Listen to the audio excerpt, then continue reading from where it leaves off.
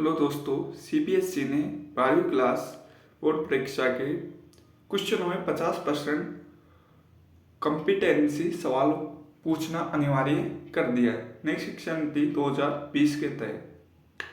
ये सवाल NEET, JEE main, advance के सवालों के जैसे होते हैं। इन सवालों के अंदर आप डायरेक्ट रटी हुई चीज़ें नहीं कर सकते। इन सवालों को करने के लिए आप में उनको सोचना, विचारना, आपको सेलेक्ट करना कि कौन सा आंसर सही है। उसके बाद में वो सवाल अटेम्प्ट करना होगा। इन सवालों के जानने के लिए आपको बहुत मेहनत करनी पड़ेगी इन चीज़ों को कि ये सवाल किस प्रकार का होगा। इस बार पैटर्न बहुत एग्जाम पैटर्न टाइट रहेगा क्योंकि इसमें मेंस, एडवांस, जेईई, नीट के क्वेश्चंस जैसे आपको मिलेंगे। तो एक बार कॉम्पिटेंसी सवाल आप थोड़ा देख पाए या नहीं देख पाए, आपको पता भी नहीं होगा। कुछ बच्चों को नए हैं, उनको नहीं पता कि ये सवाल कैसे होते हैं। यही पैटर्न आरबीएससी, सीबीएसई एंड सभी बोर्ड परीक्षाओं में लागू होने वाला है। और ये एक अच्छा भी है क्योंकि 12वीं के बाद में बच्चे नीट, जेईई और अदर एग्जाम देते हैं, सीयूटी जो भी है, उनमें इसी प्रकार के सवाल देखे जाते हैं। तो एक बार मैं आपको एक एग्जाम्पल के तहत कॉम्पिटेंसी सवाल को बताता हूँ कि कैसे होते हैं। ठीक है, मैं अगला पेज खोलता हूँ। चलो शुरुआत करते हैं। नमस्कार। ये सवाल एबिलिटी, स्किल, नॉलेज, रियलिटी पर आधारित होते हैं और ये रटने वाले क्वेश्चन नहीं होते, फैक्ट्स आधारित क्वेश्चन नहीं होते कि न्यूटन के कितने नियम थे वगैरह वगैरह। इस प्रकार के सवाल नहीं होते। इन सवालों में घुमा फिरा के सवाल पूछे जाने वाले सवाल होते हैं। इसी प्रकार बायो में भी कई सवाल होंगे जो आपको अलझाएंगे, यानी 50% कुछ का मतलब समझ रहे हो आप एक नीट का पेपर देने जा रहे हो जिसमें आप आधा पेपर सोल्व कर सकते हो, इस प्रकार के सवाल। और ये थोड़ा आपके लिए आसान भी पड़ सकता है और टफ भी पड़ सकता है, ये आपकी पढ़ाई के ऊपर निर्भर करता है। अब इन सब को जानने के लिए आपको मेहनत, पढ़ाई और रेगुलरिटी बहुत ज़रूरी है। फिर भी मैं आपको एक एग्जाम्पल के तहत एक क्वेश्चन समझाता हूँ और आपको आगे इन सवालों की पीडीएफ मेरी वीडियो पे मिल जाएगी। अगली वीडियो पे मैं आपको भेज दूंगा। जैसे न्यूटन का तीसरा लॉ क्या है, इस पे एक सवाल बनता है आपको समझाने के लिए कि आप एक नाव पर हैं और किनारे तक पहुंचने के लिए आपके पास चप्पू नहीं है। तो नाव को किनारे तक ले जाने के लिए आप न्यूटन के तीसरे नियम का उपयोग कैसे करेंगे। अब फर्स्ट ऑफ ऑल आपको न्यूटन का तीसरा नियम पता होना चाहिए, फिर जाके आप उसको लगा पाओगे। यानी डायरेक्ट एग्जाम्पल देके आपको इस बार क्वेश्चन नहीं पूछा जा रहा कि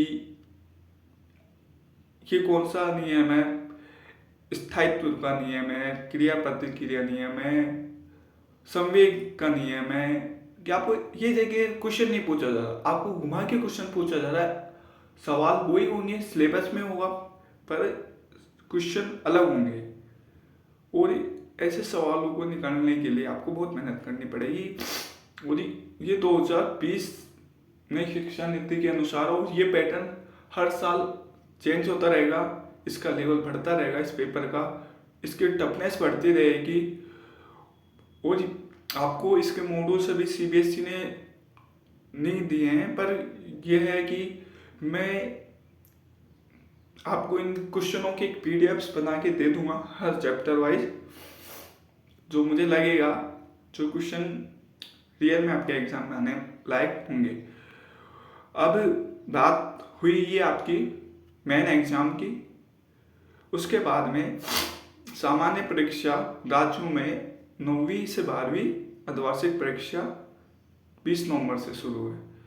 हाँ, इस बार एग्जाम थोड़ा जल्दी लिया जा रहा है क्योंकि इस बार एग्ज़ाम आपका जो मेन एग्ज़ाम है वो थोड़ा बहुत जल्दी लिया जाए, जिससे आपका जो शेड्यूल है हर बार लेट हो जाता है, एग्ज़ाम का डिले हो जाता है। इस बार थोड़ा जल्दी करने की प्रयास करिए सरकार। और सबसे बड़ी बात, प्राइवेट स्कूल में पेपर रखे जाएंगे, नहीं रखे जाएंगे, ठीक है।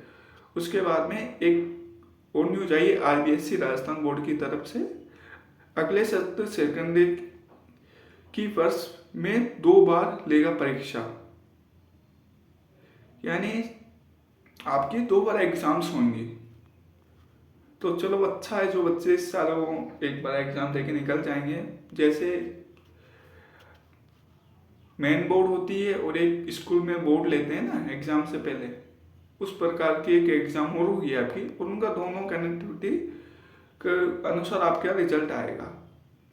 और ये सही भी है एक तरीके से देखा जाए तो, ये अर्धवार्षिक परीक्षा का रिवर्जन है, यानी अर्धवार्षिक परीक्षा का रिवर्जन हो गया, जो आपकी अदर स्कूल में लगेगी, आपकी खुद की स्कूल में नहीं लग के दूसरे के स्कूल में जाके आप प्राइवेट या सरकारी जो भी आपका सेंटर आएगा वहाँ पे जाके एग्जाम दोगे।